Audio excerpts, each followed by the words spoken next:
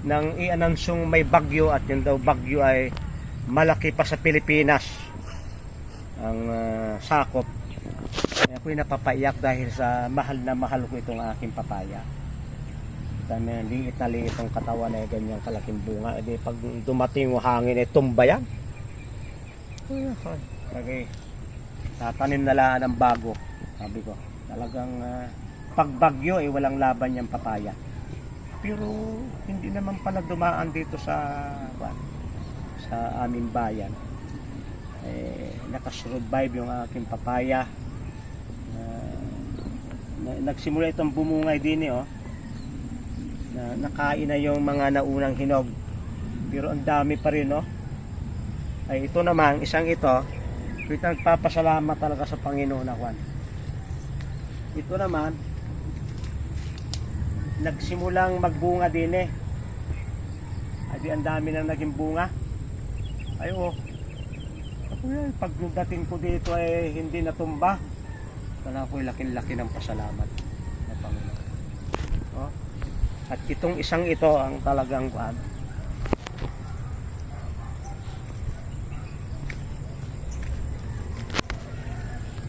ito'y isang puno lang. Mapa yung yung tambak. Isang puno lang na pinutol ko yung dulo. Ay nagtatlong sanga, bumunga lahat. Kaya sabi ko, ay kung yung palang mga kaibigang nating nanonood ay walang livelihood, ay ang hirap paghanap ng trabaho na uwi sa kanila at magtanim ng 50 papaya, kayang magpaaral ng anak. Gala ko ang kanya, isang puno lang ay naging 3 yung sanga. Hindi ito pangkaraniwan. At yung mga ilan na hindi ko inaasahan, akala ko'y patay na at bumunga na ng marami, ay nagsisimula ng bumunga kahit payat. Nagsisimula ng bumunga. Ang ganda ng bunga niya Ilalagyan ko ng ipot ang manok. Ito bagay yung klase na halos walang butas yung gitna, makapal. Kasi ko sarap dito. Pagka bumibili kami ay ang sabi nung nagbebenta dito, yung pag ang panggulay, pang-atsara o yung pampahinog. Kasi ito yung klase ng pampahinog, lumalaki ito ng ganyan ay di ikay tatanungin.